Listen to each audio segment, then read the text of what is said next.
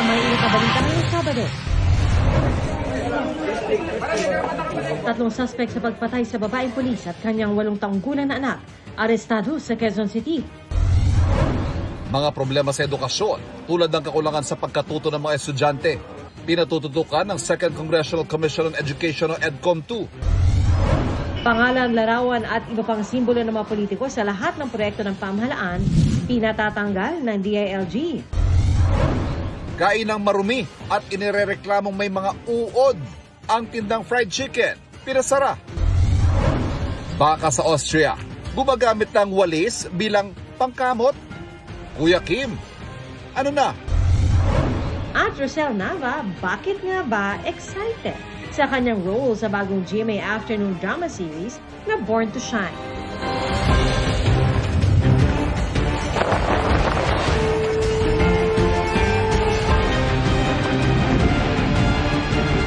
Nakatuto kami, 24 oras. Magandang hapon po. Arestado na ang tatlong suspect sa pagpatay sa isang policewoman at ang kanyang 8 taong gulang na anak na magkahiwalay na nakita ang bangkay sa Bulacan at Tarlac. Ang isa sa mga suspect sinabing may isa pa silang kasama na mangyari ang krimen. Natagpuan na rin ng pulisya ang sasakyan binibenta sana ng biktimang pulis, pati na ang SUV kung saan isinakay ang mga bangkay. Nakatutok si John Consulta. Pasado alas 11 kagabi nang pasukin ng mga pulis ang bahay na ito sa Novaliches, Quezon City. Opo, sir. Ikaw ay may karapatang manahimik. Ikaw ay inuuli namin sa salang pagpatay. Arestado ang 44 anyos na lalaki at ka-live-in na babaeng 29 anyos. May isa pang inaresto sa hiwalay na operasyon. Ayon sa PNP, ang tatlong inaresto may kinalaman sa pagpatay kay Police Senior Master Sergeant Diane Marie Molinido at kanyang 8 taong gulang na anak na si John Ismael. Nakuha sa bahay ng magka-live-in na suspect ang cellphone na mag-ina at 100,000 piso. Ayon sa source ng GMA Integrated News, noong January 16, pinapunta ng mga suspect si Molinido sa bahay nila sa Novaliches. Dala ang sasakyang kanyang ipabibenta. Yun na ang huling araw na nakita silang buhay at noong January 19 na nai-report na nawawala. Sa Angeles, Pampanga naman, na-recover ang SUV na ayon sa pulisya ay pinagsakyan sa bangkay ng policewoman bago itinapon sa Pulilan, Bulacan. At sa labi ng anak niyang itinapon naman sa Victoria, Tarlac. Under investigation pa siya. And then, sa ngayon, undergoing siya ng forensic examination yung ating found vehicle. Sa Baguio City naman, na-discovery ng Regional Highway Patrol Unit, Cordillera Autonomous Region, ang sasakyang ibinibenta ng biktimang pulis bago siya nawala at pinaslang. Kinuha raw ito ng mga suspect sa pinatay na pulis at ibinenta sa halagang 450,000 pesos. Kanina, positibong kinilala ng isa sa mga suspect ang SUV sa Pampanga na siyang ginamit sa pagbiyahe sa bangkay ng mag-ina. Hindi po ako yung pumatay sa yun sa Sino po yung pumatay? yung kaibigan ko na tsaka yung Kaibigan niyo? pare ko. Tapos yung asawa niya po. May kasama kami yung kapatid ko ng lalaki na Di bali, 4 po kayo. 4 po. Sa Bulacan, mahigit 4 na oras sinuyod ng Soko ang isang lugar sa Pulilan gamit ang mga K9 dogs at metal detector para makuha ang mga posibleng ginamit sa pagpatay kay Police Senior Master Sergeant Molinido. Sa kabila ng pagkakaresto ng tatlong suspect sa nangyaring double murder, tuloy pa rin daw pag-iimbestiga ng Special Investigation Task Group ng NCRPO para maging airtight ang kaso. Para sa GMA Integrated News, John Consulta, nakatutok 24 oras. Ngayong hapon, na-cremate na sa Tarlac City ang 8 taong gulang na si John Ismael Molinido. Sinaksihan ito ng ama ni John Ismael na si Police Senior Master Sergeant John Melonido. Tanghali nakatakda ang cremation pero hinintay munang dumating doon si Melonido. Sa kabila kasi ng waiver na pinirmahan ng ama, iginit ng PNP na dapat ay naroon ang magulang o kaanak bago ang cremation. Sinubukan ng GMA Integrated News na makapanayam si Melonido pero tumanggi siya. Si Senior Master Sergeant Molinido ay isa ring person of interest sa pagpatay sa mag-ina. Sa ibang balita, abistado ang isang recruitment agency na nag-aalok ng trabaho abroad kahit walang kaukulang lisensya. 3 tauhan itong arestado at nakatutok si JP Soriano. Sa mas pinaigting na cyber patrolling ng Department of Migrant Workers, nakita nila ang post na ito ng RC Rain International Manpower Agency sa social media na nag-aalok ng trabaho sa Europe at Middle East. Nagre-recruitaan nila ang ahensya ng mga Pilipinong manggagawa papuntang Greece, Hong Kong at Qatar kahit walang kaukulang lisensya mula sa DMW. Sa enchantment operation ng DMW at CIDG sa opisina ng ahensya sa Cubao, Quezon City, gumamit sila ng mga asset na nagpanggap na nag-a-apply ng trabaho. Dito natuklasan na naniningil umano ang ahensya ng mahigit 300,000 pisong placement fee para makapagtrabaho bilang housekeeper at skilled worker gaya ng plumbing sa Greece.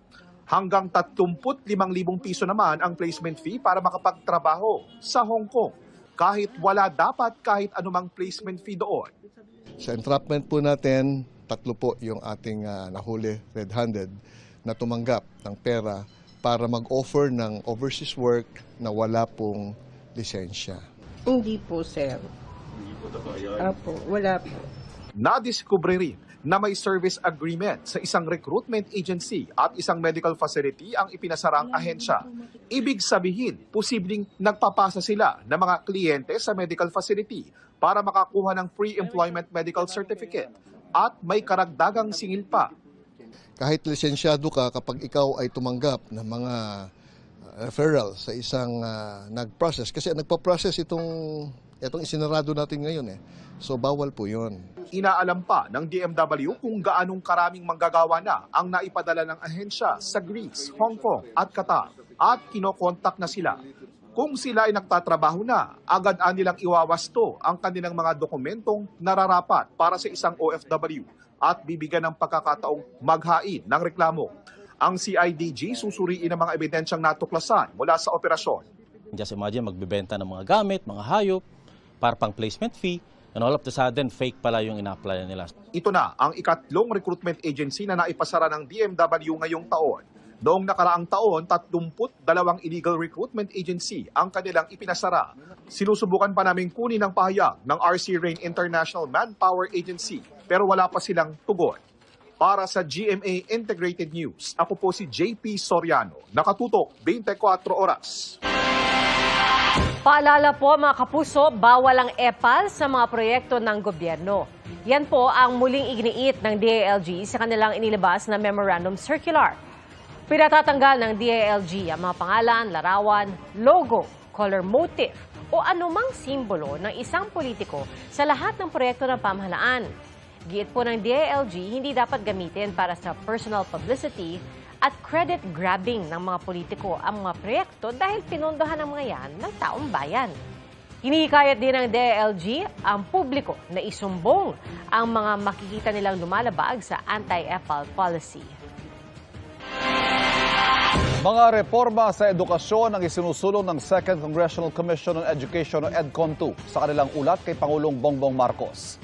Kasama sa mga hakbang para bumuti ang pagkatuto ng mga mag-aaral, ang pagbuwag sa tinatawag na mass promotion o yung ipapasa ang mga mag-aaral na hindi pa handa sa susunod na baitang.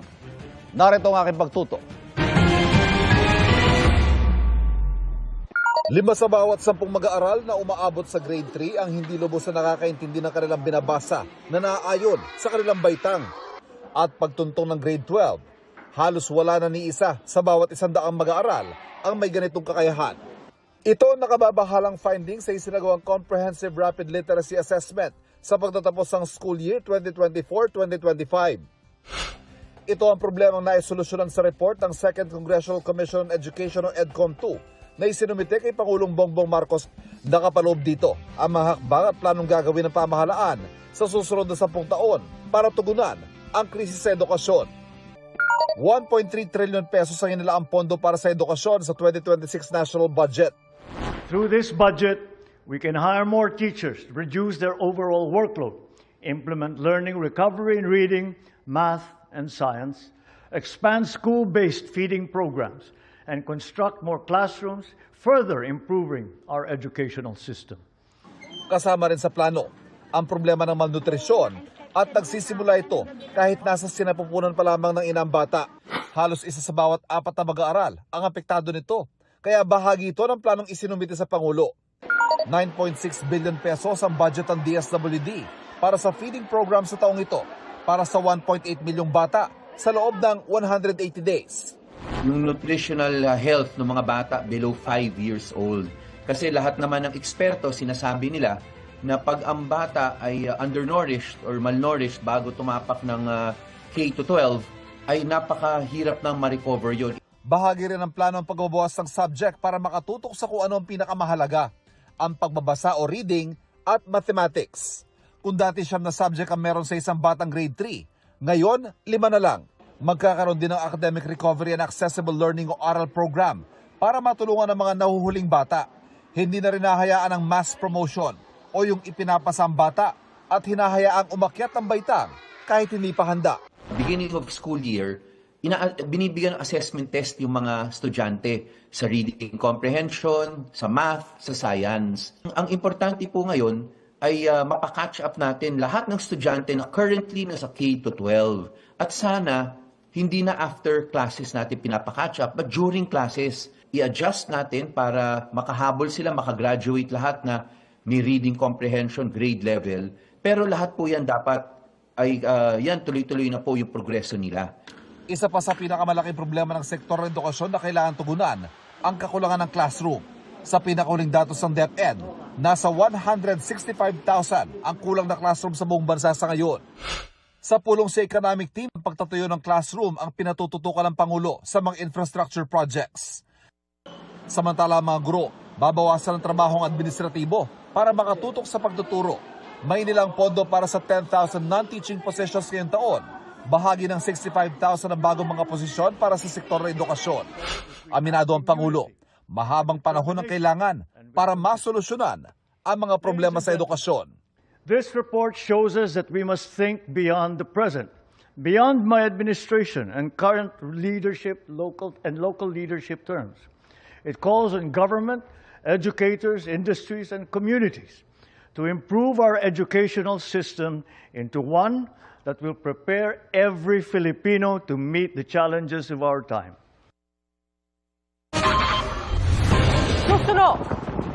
Sunog, sumiklab sa Taal Volcano Island. Pagsisilbi ng eviction order sa Lumban, Laguna, nagkatensyon. At ang naging aksyon sa dugyot na kainang may uod pa sa tindang fried chicken.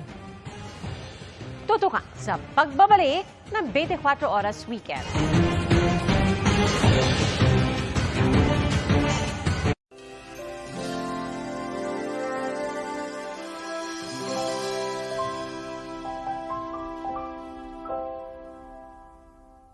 Kami ang Team Totoo. Maaasahan niyo kami sa laban kontra fake news dahil ito ay malaking banta sa demokrasya at mabuting pamamahala. Naniniwala kami na ang responsableng pagbabalita ang pinakamalakas na sandata laban sa fake news. Naninindigan kami na walang lugar sa ating lipunan ang maling impormasyong nagpapanggap na totoong balita. Naniniwala kaming dapat pigilan ang mapaninlang na impormasyon na layong lokohin ang taong bayan. Ang aming panata, labanan ng fake news sa abot ng aming makakaya. Ang aming panata, Bantayan ang mga magtatangka na magpakalat ng maling impormasyon. Panata naming tumupad Sa pinakamataas na pamantayan sa aming pag-uulat. Panata naming tiyakin na sinuri at mapagkakatiwalaan ng impormasyon bago ito'y balita. Panata naming gawin ang lahat Para di malusutan ng fake news. Ang panata namin, ipakita sa publiko kung paano matutukoy ang fake news para sama-sama tayong labanan ito. Kami ang Team Totoo. Magkaisa tayong labanan ang fake. Mga balitang hindi mo na kailangang hintayin. pwede mong pakinggan ang 24 oras kahit saan, kahit kailan. Ang pinakamalalaking balita, kasama mo na sa araw-araw. 24 oras podcast, Balita na pwede mong dalhin kahit saan. para sa mas malaking misyon. At mas malawak na paglilingkod sa bayan. DMA Integrated News, ang news authority ng Pilipino. Sa panahon ng climate crisis, ano pa ang mga karagdagang dapat tingnan bago mo masabing ligtas tirhan ang isang lugar? Dito sa Project NOAA ng University of the Philippines, mapa ang kanilang panangga. Sa kanilang website, maaari mong makita kung delikado ba ang isang lugar. Know your neighborhood. Hindi lang yung bahay mo, kung hindi yung eskwelahan ni Junior, opisina ni tatay, no? Makikita mo para kapag dumating yung panganib, no? Alam natin kung ano yung gagawin. Kapag merong sama ng panahon, ito yung mga pwedeng mangyari. Pwedeng magkaroon ng baha. So nakikita nyo, sanga-sanga yung mga sapa na nagdidikit sa mas malaking ilog hanggang ito ay umagos papunta sa dagat o sa lawa. Meron ding mga landslide na pwedeng mangyari. At kung malakas ang hangin, pwedeng magka-storm surge. Yung pulang yon. So, yung lugar na yan, ang tawag dyan, lugar na mapanganib. Pagka may sama ng panahon at nalaman natin na yung ating bahay, eskwelahan o kaya opisina ay nasa lugar na panganib, dapat lilikas tayo. Pero saan ba lilikas? Doon sa mga puting lugar. Para hindi mahirapan, hanapin yung puting mga lugar na pinakaligtas, na pinakamalapit doon sa iyong tinatayo ang bahay o kaya sa iyong eskwelahan para hindi ka masyado mahirapan. Hindi ka na kailangan lumipat pa papuntang sa kabilang probinsya, doon na lang sa parehong barangay. Pwede nitong makita ang iyong bahay up close, pati na ang mga panganib na nakapaligid dito. Makikita mo, it's high resolution.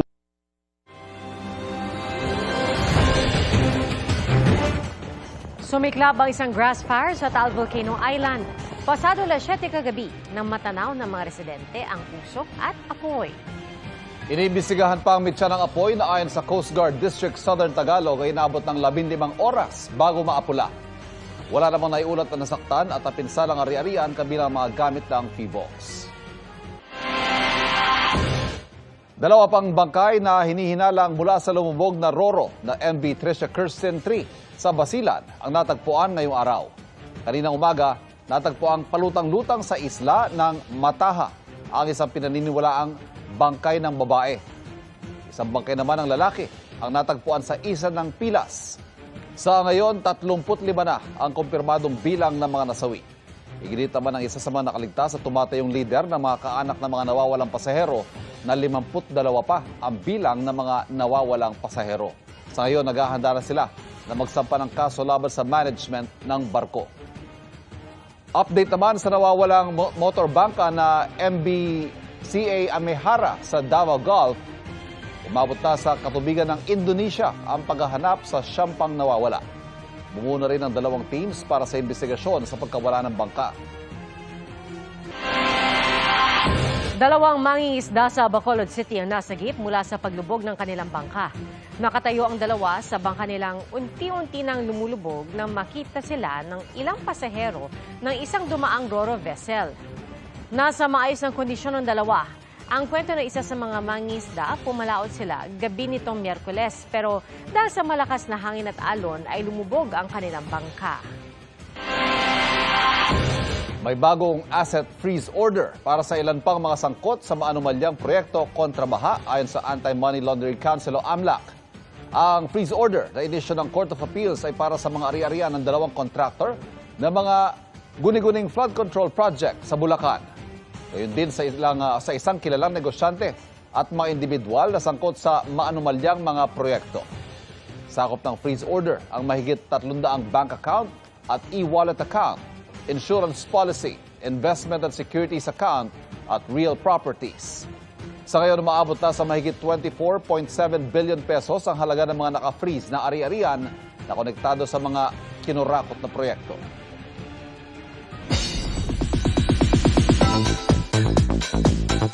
Hirap muna bago sarap. Yan ang mantra ng mga kapuso celebrity na abala sa kanilang taping bago ang kanilang bakasyon abroad. May chika si Athena Imperial.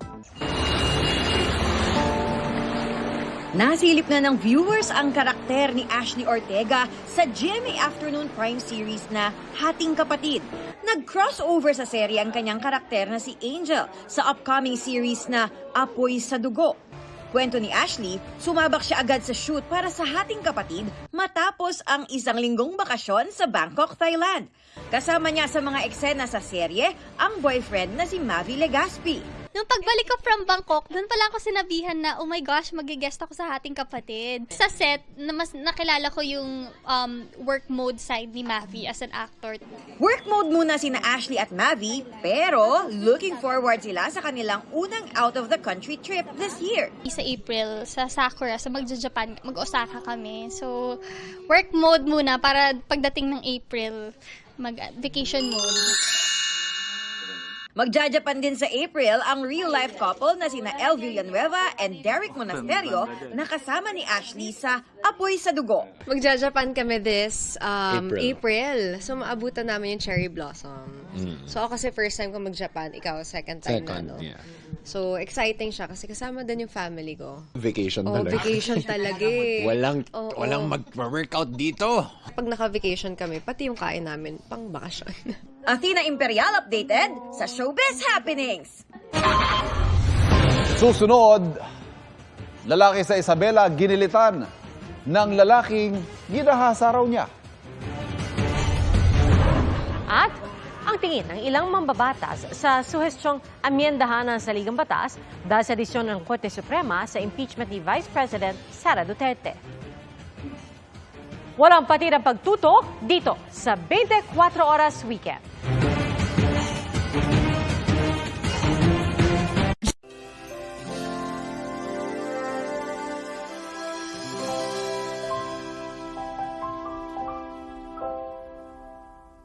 Excellence recognized on the world stage. A seasoned professional, full of authority and charisma. From the bottom of my heart, a huge thank you. All around the world, we cover stories that make us angry, sad, triumphant, and glad. But our job as journalists is to harness all these emotions and turn them into positive action. Do everything possible to turn in the best work and be grateful every day. Congratulations, Vicky Morales, AIB Presenter of the Year.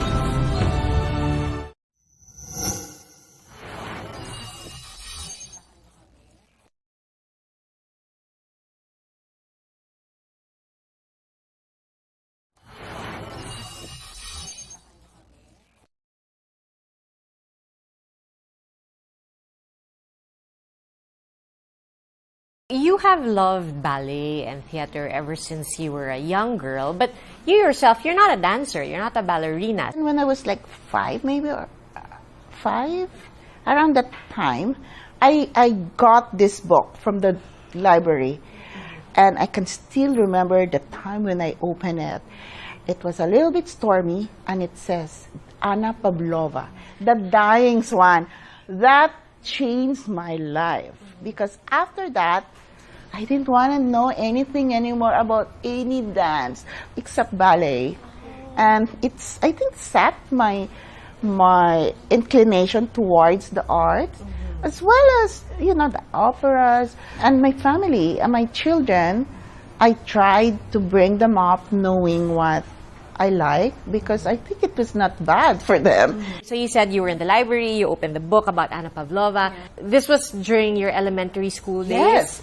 When there's still a library, that you can borrow books. You remember that? You go there, and then very, very quietly, you get and all that. Yes. So I brought it home, actually. Okay. And I've been actually looking for it, but I couldn't find it. That transcended everything. So, as a young girl, did you read the book about Anna Pavlova? Did you want to try ballet? Oh yeah, I was. So you tried? Actually, I was into ballet. Ballet didn't like me. Parang feeling ko lahat ng young girl, diba? At one point, they will try ballet. And then it's just a matter of whether or not ballet chooses you. I knew there and then, because I had this standard of what a ballerina should be. I knew then that I was not cut to be a ballerina. I tried with my daughter, but she decided to go horseback riding instead. But I'm sure the posture is still very good. So wala pa rin. But you know, Piazza said, you can always be a ballerina. Not a principal dancer or a soloist, but you can always be a ballerina. At any age? If I have just the time, I'd go in the studio every day. But those are unrealistic. Very. There has to be also a certain amount of dedication.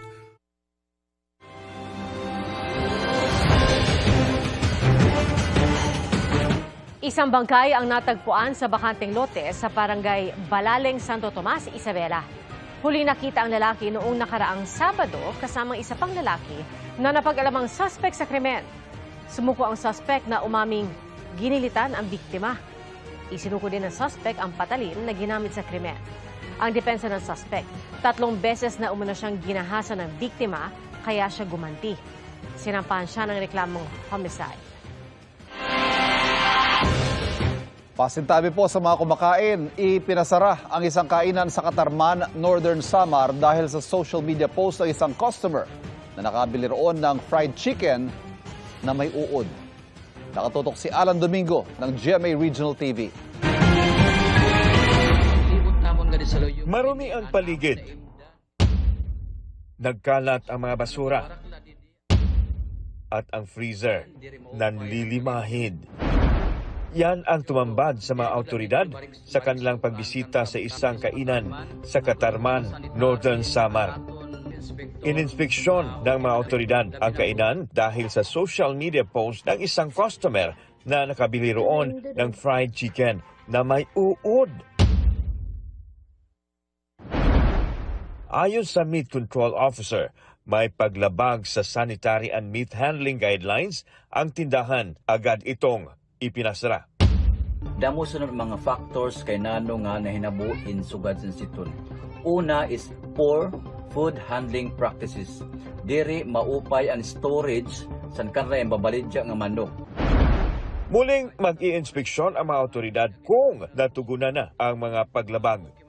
Titingnan pa kung muli silang pahihintulutang mag-operate. In-inspeksyon din ang iba pang karinderya at tindahan sa lugar.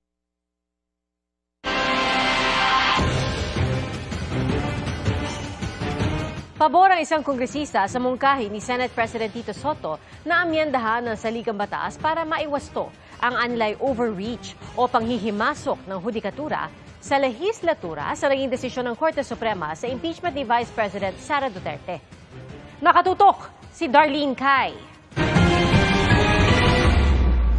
Bottom line, ayaw na nila may impeachment sa Pilipinas. Ganon ang itsura nitong decision na ginawa ng Supreme Court. Impeachment now is an impossible dream.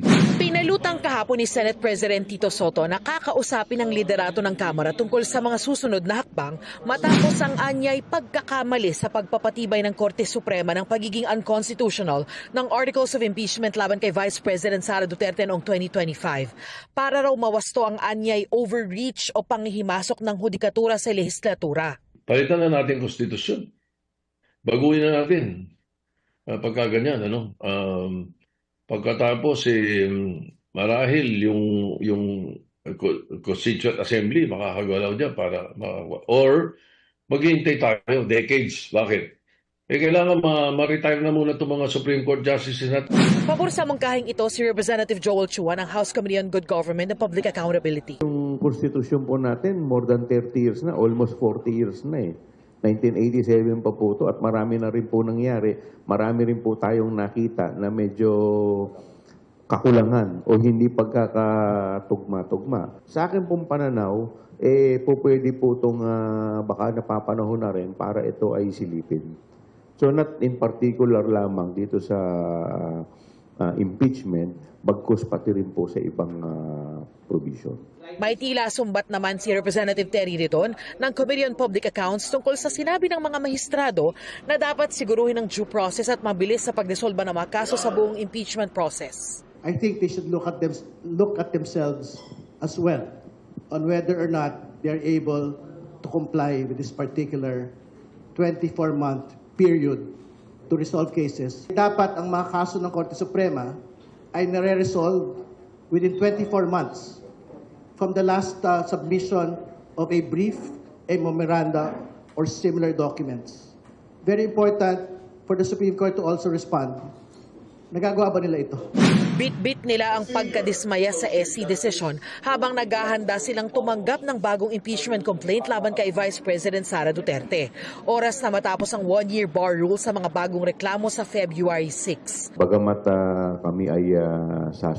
kami po ay tatalima sa kautusan ng Korte Suprema at ito po ay aming ginagalang, pero hindi ibig sabihin po nito kami po ay sumasang-ayon. Hindi rin po namin masisisi kung bakit yung iba pong mga legal luminaries at ang ating pong Senate President, si Senate President Tito Soto, ay sinasabi na nagkakaroon ng judicial overreach. Ginigit po ng Kongreso na ang meron pong exclusive power sa impeachment initiation ay hindi po ang Korte Suprema, kundi ang House of Representatives po mismo sa ilalim ng 1987 Constitution. So despite the motion for reconsideration, we will insist on it.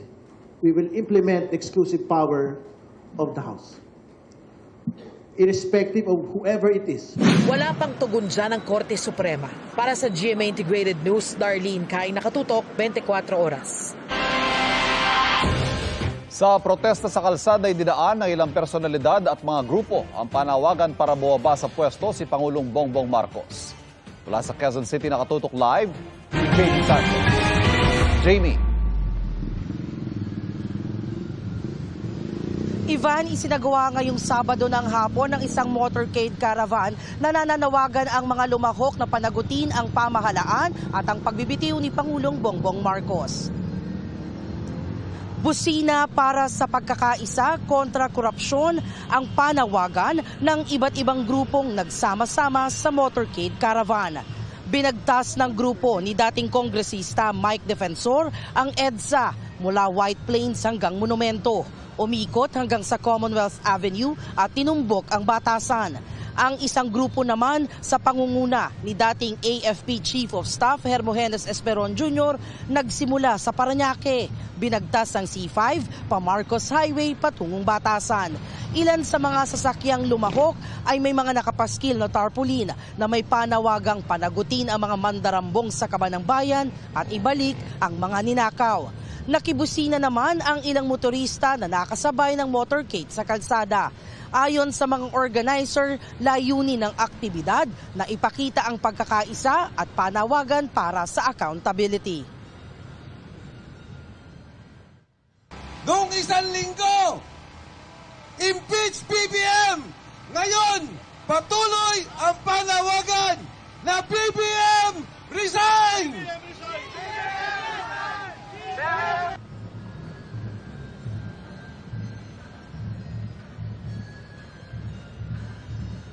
Pagdating dito sa batasan, Ivan, payapa namang nag-disperse ang grupo ng mga kalahok. Sinusubukan pa natin kuhanan ng pahayag ang palasyo sa mga naging pahayag at panawagan ng grupo. At yan ang latest mula rito sa Quezon City. Balik sa iyo, Ivan. Maraming salamat, Jamie Santos.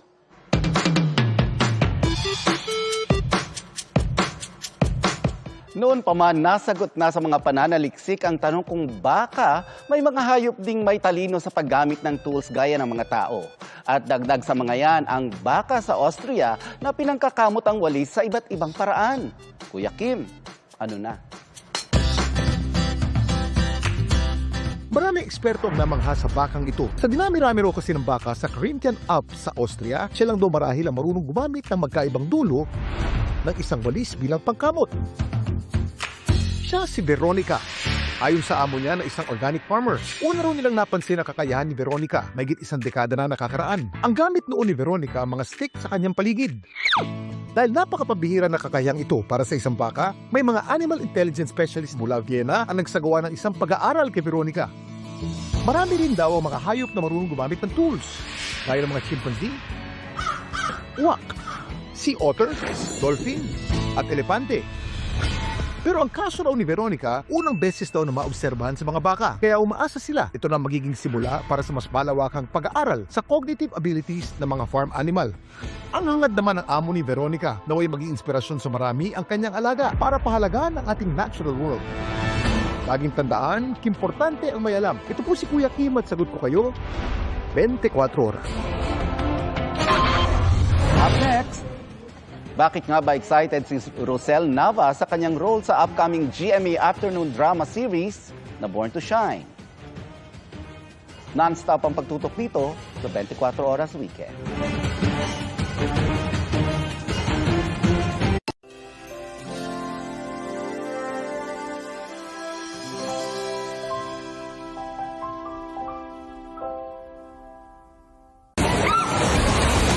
Kahit sino, kahit saan, pwedeng maging bahagi ng pagbabalita. Sisweet lang amirin ko. Maging mapagmasid, i-share ang kwento gamit lang ang cellphone mo. Stop, Lord! Uy, nagkatrak yung nanay! Ito ang iba't ibang paraan para mag-submit ng mga video at litrato. Tandaan, always use #YouScoop. I-like at i-follow ang official page. Kwentong totoo, kwentong kapuso. YouScoop Plus.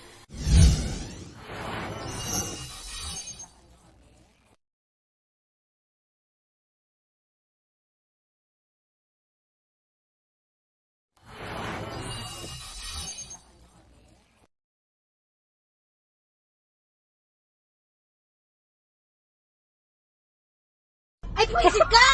Walang iya ka!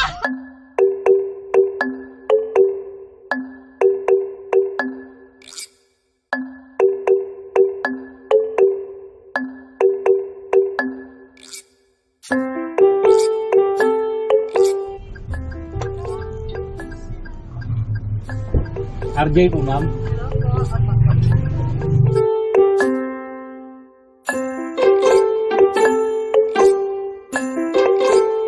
Ganito kasi yung sasakyan ng anak ko. Kamukha po, ma'am. Ito din mismo kulay na to.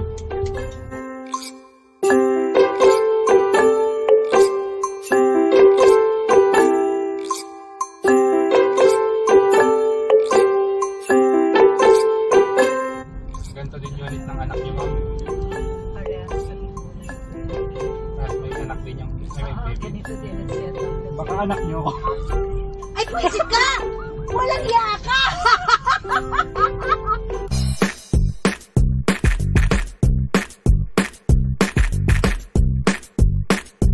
Bakit mo ko nakilala? Hindi ako tumitingin sa itsura ng driver.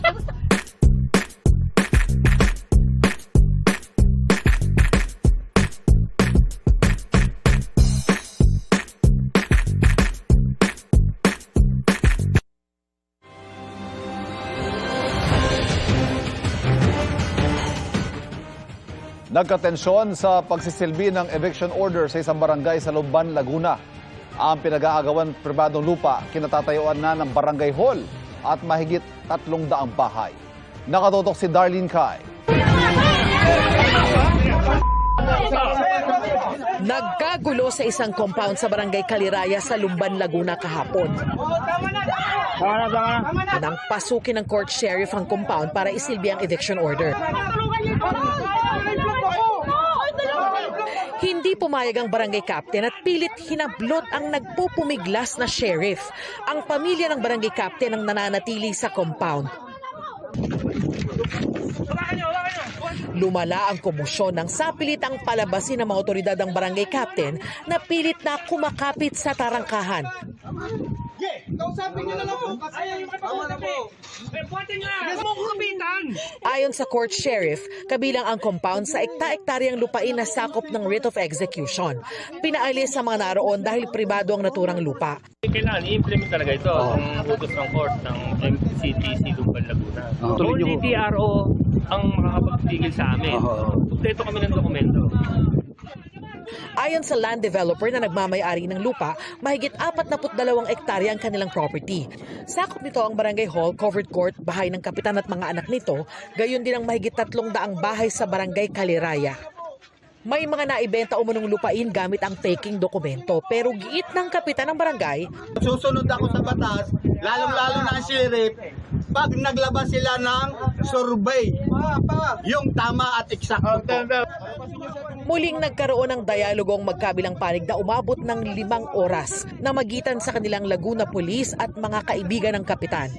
Sa huli, nagkasundo sila at pumayag ang kapitan na bakantihin ang lugar basta't payagan silang kunin ang kanilang mga gamit. Pumayag sa hiling ang may-ari ng lupa na nagtalaga na rin ng mga gwardya na magbabantay sa lugar. Para sa GMA Integrated News, Darlene Kai, Nakatutok, 24 Oras. Japan, dream pasyalan ng karamihan, lalo na po sa mga Pilipino. Pero ang reklamo ng ilan, ang pag-apply raw ng visa sa Japan, pahirapan? Yan ang tinutukat ni JP Soriano. Hindi raw makakalimutan ni Marge ang trip to Japan nilang pamilya nitong Pasko at Bagong Taon. Ang ganda ng paligid, kultura at disiplina ng mga Japanese talaga raw bahagi ng Japan experience. It is really our favorite country to visit because every city feels different. It has different vibe and exciting feeling, in every visit that we do. And we really love Japanese food. Kabilang si Marge sa halos 900,000 Pinoy tourists sa Japan itong 2025 na ayon sa Japanese Embassy ay maituturing na record high. Pero hindi lahat ng Pinoy na may kakayahang mamasyal sa Japan nakakapunta roon. May mga Pinoy na nagbahagi online ng kanilang stress dahil hindi makakuha ng slot sa pag-a-apply ng short stay visas. Kaya ang plano raw sanang Japan nagiging pahirapan. Sabi ng Japanese Embassy, dumami ang mga Pilipinong nag-a-apply ng visa. Sa loob daw ng halos 1 dekada, mahigit 6 na beses na tumaas ang bilang ng mga short stay visas na naibibigay nila. Mula raw sa mahigit 70,000 noong 2013, naging mahigit 400,000 noong 2023 at umakyat pa sa halos 250,000 noong 2024. Dahil sa pagdami ng visa applications, nagpatupad sila ng malaking pagbabago sa sistema ng pagproseso dito. Nagsimula na rin daw ang e-visa system para sa mga turistang sasali sa package tours na inaayos ng mga itinalagang travel agency. Mungkahi ng Malacanang sa mga naghihintay ng Japan visa, baka pwedeng pasyalan muna ng mga Pilipino ang mga tourist destination dito sa ating bansa. Habang sila'y naghihintay, mas maganda po sigurong i-explore ng ating mga kababayan ang Pilipinas. Iangat din natin ang turismo ng Pilipinas. Pero may mga turistang Pinoy na dumadaing. Mahal ang pamasahe sa mga local tourist site tulad ng Siargao. Dapat mag-Siargao kami. And nung chinek po namin yung flights, parang umabot po ng 22K per each.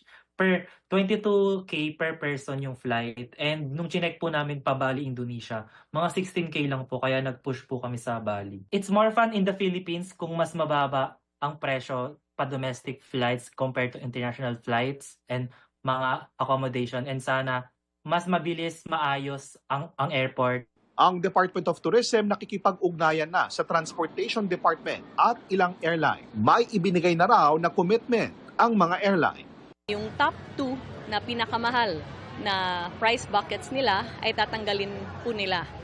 And we insisted on the part of the Department of Tourism nga nararapat lang po na magkaroon tayo ng monthly publication of price index sa airfares. And that this be fully transparent and that the Civil Aeronautics Board strictly enforce clear guidelines in terms of price ceilings. Para sa GMA Integrated News, JP Soriano, Nakatutok, 24 Oras.